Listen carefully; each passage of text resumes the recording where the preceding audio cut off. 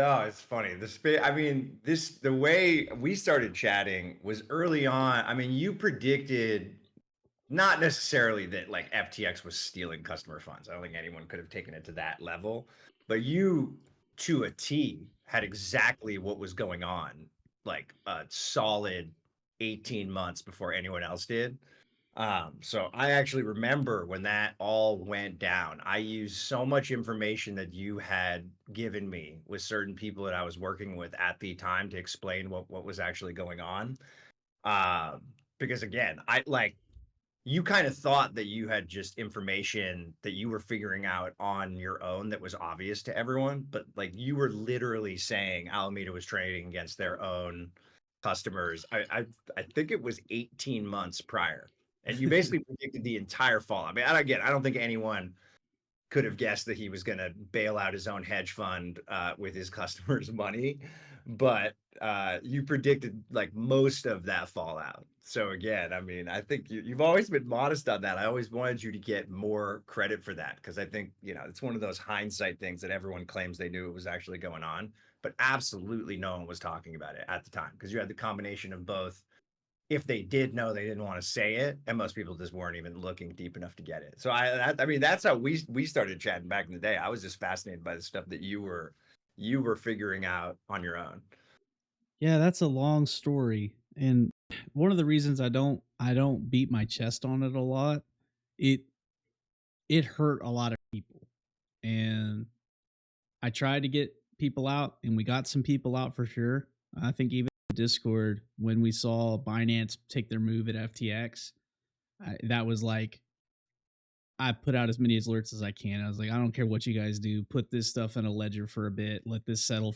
You're not going to miss a week of trading. Something really bad's going on. But I'll tell you how that like really started is I started looking at Alameda as the pinnacle of what I thought legit crypto trading with like algorithms was cuz I couldn't find much about it um anywhere in the world. Like every time I tried to look up how to make trading bots, it was just like nonsense. So I started following. I was like, okay, well, I know Alameda uses this and they've got to be crazy, crazy profitable. And then it was me and I don't know if you're familiar with, oh, it's, I'm going to have to look up his name. I forgot his name. He's from the Moonshot Discord, but he's also he's one of the few quants that's actually on there. We used to deploy bots on like Coinbase, Kraken, Binance, etc.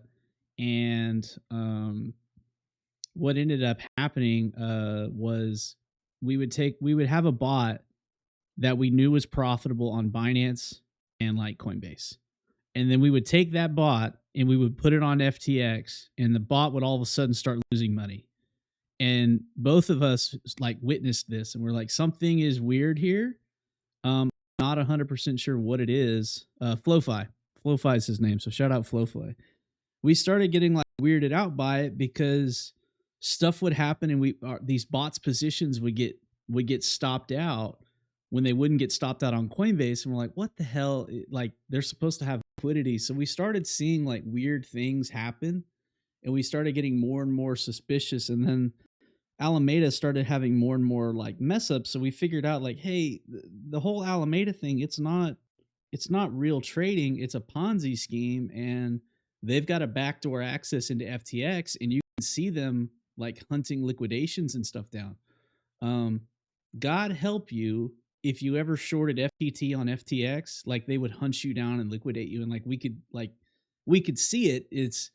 They would have these little blips that like Binance wouldn't have on their FTT pair, but they would on FTX, and there'd be these little wicks, and they'd cause these massive liquidations that would get people out of the thing. So we're like, dude, something's really tainted here, and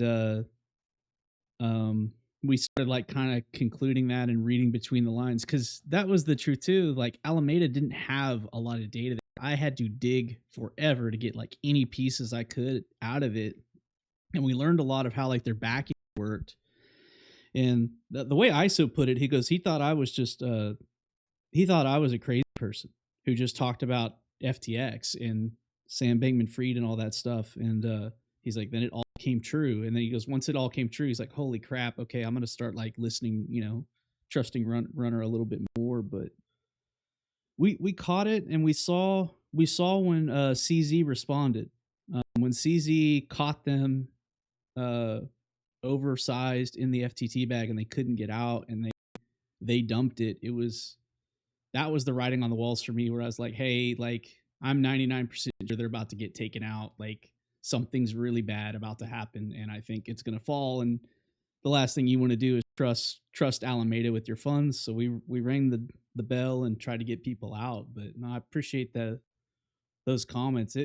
That was one of those things where you go into a deep hole for about 2 years, and you get to use all that information for about a month, and then it all comes crumbling down. And then what do I do with it now other than like post about jail time? Salami's about to get sentenced, and I don't know if when Caroline's about to get, or when she's getting sentenced, but I'm pretty sure she doesn't have a.